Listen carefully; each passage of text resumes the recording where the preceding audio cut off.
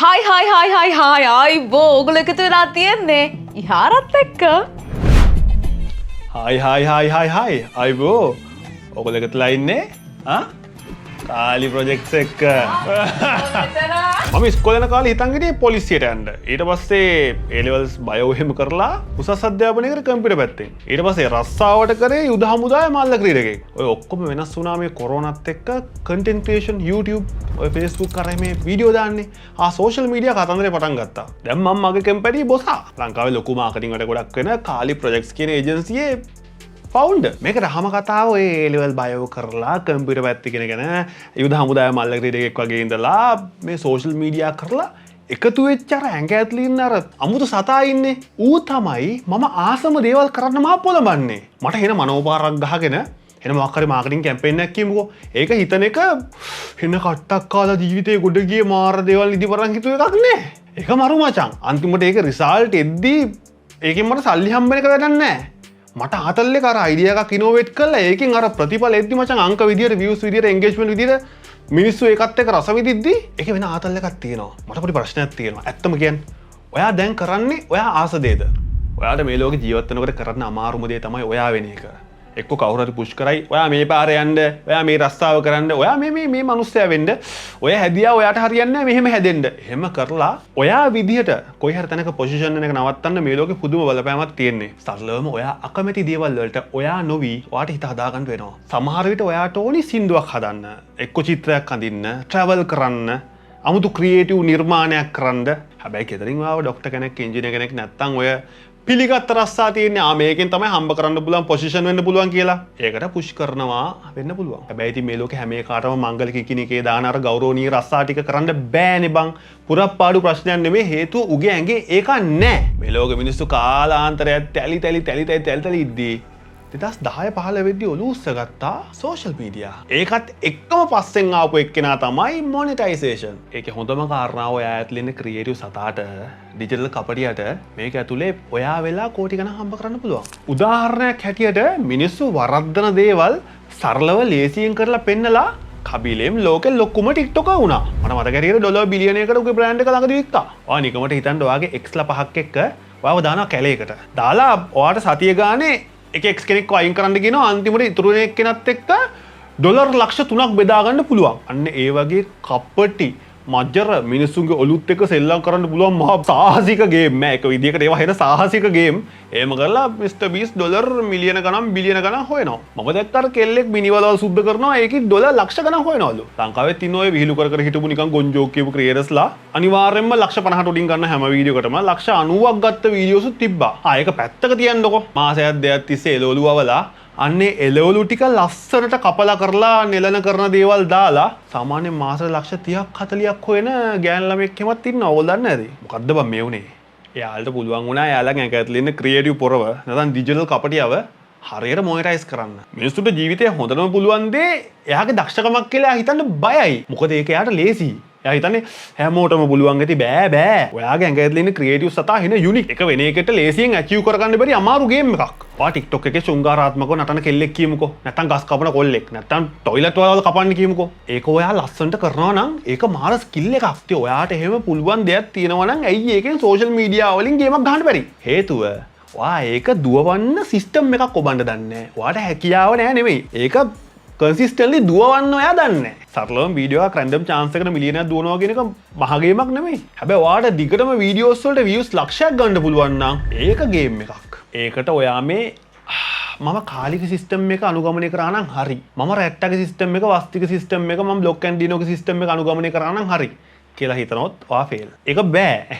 මගේ මතේ ඒක බෑ. ඇත්තම කතාව ඔයාගේ ඇතුලේ තියෙන ඔයාට යුනික් සිස්ටම් එකක්. අන්න ඒක එළියට ගන්න පොඩි උපායවල් ටිකක් ඔයාට දෙන එක තමයි කරන්න පුළුවන්. අන්න ඒකට නම් පුතේ ස්ට්‍රැටජික් එන්ටර්ප්‍රෙනර්ෂිප් ඇකඩමි එකේ ඉන්නේ. අන්න යාලා වගේ කියනවා. 100කින් ඔයාට දීලා තියෙනවා පාඨමාලා දෙකක්. එකක් තමයි ක්‍රියේටිව් මාස්ටර්මයින්ඩ් හෙවත් ක්‍රියේටිව් පොර. අනිත් එක ඩිජිටල් මාස්ටර්මයින්ඩ් හෙවත් ඩිජිටල් කපටියා. මුලින්ම අපි ඔයගලන්ට කියා දෙනවා ස්ට්‍රැටජි පාර්ට් එක ඔයගලන්ට සෝෂල් මීඩියා වල කෙලවෙන්න පුළුවන් තැන්, අවුල් සහගත තැන්, ඔයගොල්ලෝ ඩ්‍රේන් වෙන තැන්, ඔයගලන්ගේ ක්‍රියේටිව් සතා උඩට එන්නේ නැති තැන්, ඒ ඔක්කොම කියා දීලා බේසික් සයිකොලොජි පැත්තේ මිනිස්සුන්ගේ අවධානය අල්ලන් ඉන්න ඕනි කයිරාටික්කන් ටික තියරිටිකලි ඒ වගේ ප්‍රැක්ටිකලි නිකන් ඉන්ටරැක්ටිව් සෙෂන් විදිහට ඔයගොල්ලොත් එක්ක යනවා. හරි ප්‍රැක්ටිකල් ආතල් දේවල් ටිකක් තියෙන්නේ. ඒ ටික කියා දුන්නට පස්සේ මේ ඩිජිටල් ලෑන්ඩ්ස්කේප් එක පැත්තේ තියෙන මාකටිං කෑලි ටික, කෛරාටිකකන් කෑලි, ඇත්ත අංක ටික ඔයගොල්ලෝ ටාගට් කරන්න ඕනි දේවල් මම මෙන්න මේ ඔඩියන්ස් එක ටාගට් කරනවා නම් මම මෙන්න මේ දේවල් එක්ක හැප්පෙන්න ඕනි වගේ හරි රහා මාකටිං තියරි කාරණා ටිකක් උගන්වනවා. ඕවා දැනගෙන ලපං ගහන්න ඉතින් ඕක එළියට දාන්න විදියක් නැත්තම් අන්න ඒකට ප්‍රොඩක්ෂන් උගන්වනවා. මොබයිල් එකේ ඉඳන් කැමරාව වෙනකන් ඕගොල්ලන්ගේ තියෙන සබකෝලාත්මක සතාව මරලා කැමරාවක් ඉස්සරහා දාන සෙල්ලම් ටික ඒකේ වෙන්න ඕනි විදි ටික ලස්සනට අවුට්පුට් එකක් ගන්න හැටි ඕකේ තියෙන ක්‍රියේටිව් කැලි ටික හරි පිළිවෙලට තියරි සහ ප්‍රැක්ටිකල් විදියට ඔයගොල්ලන් ගලුවට දානවා. ඔන්න ඔහොම කළා රාමුගත කරගන්න රූප ටික හෝ මොනවා හෝ ටික වේවා ලස්සනට එඩිට් වෙන්න බෑ පැටියෝ. මිනිසුන්ට දැනෙන විදිහට ෆීල් වෙන විදිහට මිනිසුන්ට යවන කෑල්ල එතනින් තියෙන්නේ. අන්න ඒ පෝස්ට් ප්‍රොඩක්ෂන් කෑල්ල අධික ලෙස තියරිටිකල් පැත්තක් සහ ඉතාම හොඳ ප්‍රැක්ටිකල් විදිහක් එක්ක ඕගොල්ලන්ට ඔලුවට දානවා. හැබැයි පුතෝ දැන් යන විදිහත් එක්ක ඔටෝමේෂන් පැත්ත අරෝමැටික් නැත්තම් AI පැත්ත දන්නේ නැත්තම් ඕගොල්ලන්ව බහු කරලා පොඩි උණු ට්‍රේස් එකේ දුවනවා. ඉස්සරහට එන උන් ටික හරි තාක්ෂණික වැඩෝ. ඉතින් ඕගොල්ලන්ට AI ඔටෝමේෂන් පැත්ත හරි රහට කියලා දෙනවා. ඒකේ කියලා දෙන්නේ මේ කොහොමද අනේ ChatGPT use කරන්න කියන එක නෙමෙයි. මොන AI එකවත් ඕගොල්ලෝ කොහොමද ඇසිස් කරගෙන ඕගොල්ලන්ට අවශ්‍ය අවුට්පුට් එක ගන්නෙ මේ ගේම් එකේ එල්ලිලා ඉන්න ඕගොල්ලන්ගේ දේවල් ටාස්ක් ඔටෝමේට් කරගන්න ඔය මයින්ඩ් මැප් ගහගෙන ලස්සන වැඩ කරන හැටි හොඳ ලෙසන් එකක් යනවා. ඔය ඔක්කොම එකතු වෙලා හැදෙන ක්‍රියේටිව් ප්‍රොඩක්ට් එක මොනිටයිස් වෙන්න එපා.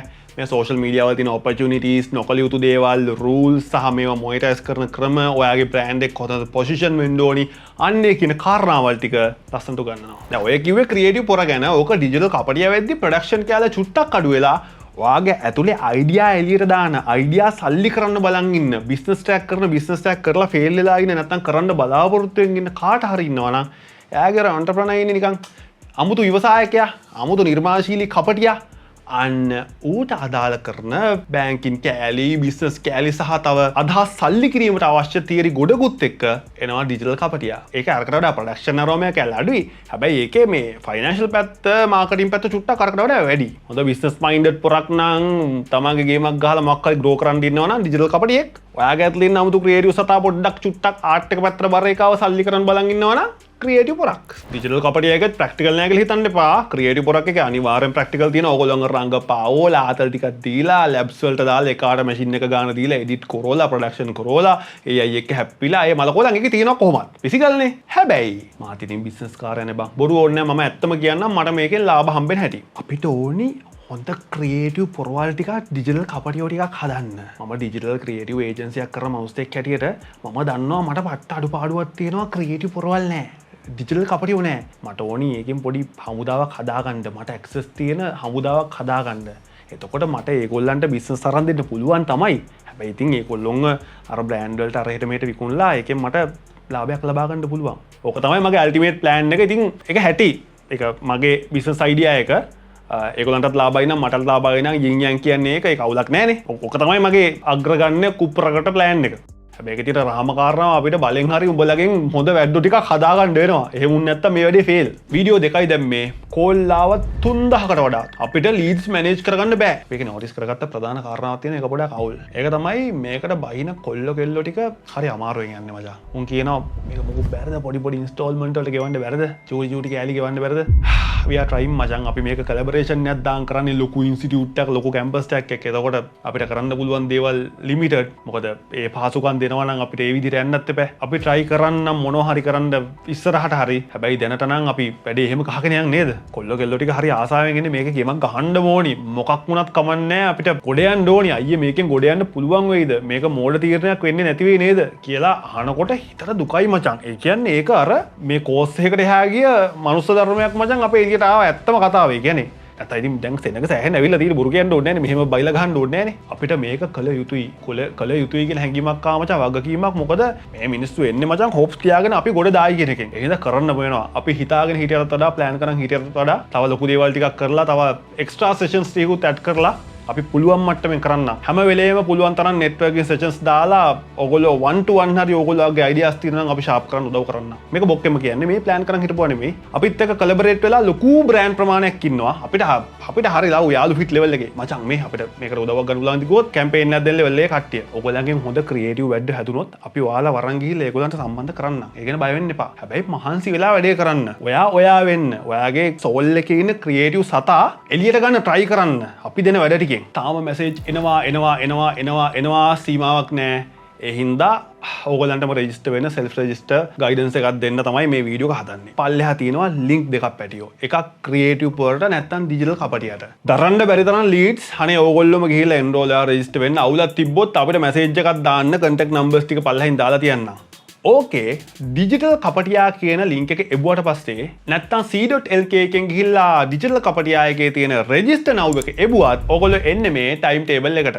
අන්න ඒකේ join කියන එක ඔබන්න. ඒකේ ඇති login to enroll කියලා එකක්. phone number එක දාලා register වෙලා නම දාලා password එකක් දැම්මම ඔයාට එනවා OTP එකක්. ඒක දැම්මම ඔයා යනවා ඩිජිටල් කපටියා පාඨමාලාවට. ඕක නිකන් ඔබලා බැලුවොත් තේරෙයි ඔතන තමයි ඔයාගේ session අරවම ඉස්සරහට තියෙන practical උයි exam උයි ඔක්කොම upload වෙන්නේ. ඔන්න ඔතන enroll now එක එබුවාම ඔයාට එනවා top up කරන්න.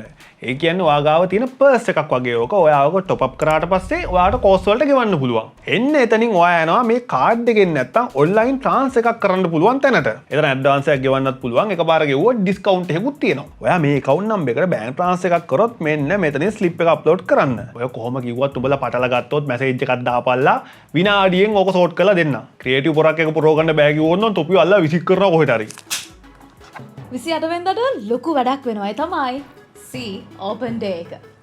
host මම විතරක් නෙවෙයි ලංකාවේ ප්‍රසිද්ධ අයියලා කළ ගොඩක් එනවා. ඒ විතරක් නෙවෙයි මේ C එකේ උගන්වන lecturersලා ලංකාවේ ඉන්න වැඩෝ marketing වැඩෝ AI වැඩෝ ඊට පස්සේ ඔය දන්නේ නැද්ද creators ලගේ පැත්තෙන් වැඩෝ හරිද කට්ටිය හැමෝම එනවා production වැඩෝ ඒගොල්ලොත් එනවා tag දින පොඩි game special session නිල් පාට පෙට්ටියක තියෙන ලොකු පීසා යමත් හම්බෙන්න පුළුවන් අපි නම් කියන්නේ මොකද අපි තාම දුන්න දෙයක් දන්නේ නැහනේ එදාට අපි sessions 3ක් විතර තියෙනවා අපේ lecturers ලා මොනවද ඔයගලන්ට කරන්න ඉන්නේ මොකක්ද අපේ plan එක කියලා කියනවා ඒ වගේ අමුතු වැඩ ටිකක් තියෙන්න පුළුවන් ඔයාත් අනිවාර්යෙන් එන්න ඕනේ 28 වෙනිදා එන්න කලින් කෝල් එකක් දෙන්න මේ නම්බර් එකට. නම්බර් එකට කෝල් එකකට ආන්සර් කෙරෙන්නේ නැතුනොත් මේ නම්බර් එකට කෝල් එකක් දෙන්න එක මගේ නම්බර් එක. හරිද? එහෙනම් අපි 28 වෙනිදාට හම්බෙමු. විශේෂ කාරණාව සමහරට ඔයගොල්ලෝ ඕපන් ඩේ එකට ආවමත් අපි ගන්න හෙඩ් කවුන්ට් එක එක්සීඩ් වෙලා තියෙයි. එහෙනම් පරක්කු වෙන්න එපා. ඇත්තටම කියන්නේ පොඩ්ඩි හෙඩ් කවුන්ට් එකක් ඉතුරුලා තියෙන්නේ. දැම්ම කියලා සටස් ගාලා රෙජිස්ටර් වෙන්න. එන්ක්වයරිස් ගාන වැඩි එනවා YouTube එකේ තමයි මම මුලින්ම වීඩියෝ එක දැම්මේ. first come first serve ඒ හින්දා ඔයගොල්ලෝ ගිහිල්ලා කරුණාකරලා රෙජිස්ටර් වෙන්න. මොකද ඔයගොල්ලන්ගෙන් මුලින්ම ආපු මැසේජස් වලට දැන් සතියක් වෙනවා සමහර රිප්ලයි කරමු නැති.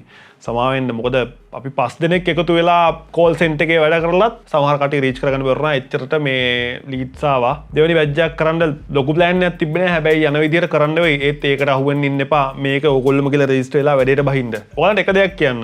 මේ වැඩේ ඉන්නේ ලංකාවේ වැඩෝ ටිකක්. මම බැලුවේ නැතත් මේක ලස්සනට ඇදගෙන යයි. හැබැයි මගේ වගකීමක් තියෙනවා ඔයගොල්ලෝ මගේ ඔතෙන්සිටි එකට. ඒ කියන්නේ මා විශ්වාස කරලා මේ වැඩේ රින්ගන්නේ. ඒ හින්දා ඒ විශ්වාසෙට මම කොහොමත් මගේ ඔඩියන්ස් එකට ආදරණීය මොන්ස්ටර් එකක් උඹලට පණ්ඩිතෙක් වගේ පෙවුනට හම්බුන කට්ටිය දන්නවා ඇති. මම බොහොම ආදරණීය මොන්ස්ටර් එකක් බදාගෙන කරගෙන ඉන්නේ ඔය හම්බෙන උංග. උඹලා මම බලා ගන්නවා මචං. පර්සනලි උඹලට අවුලක් වුණොත් මගේ ටීම් එකේ ඉන්නවා 100 එකේ මගේ ටීම් එකේ ඉන්නවා.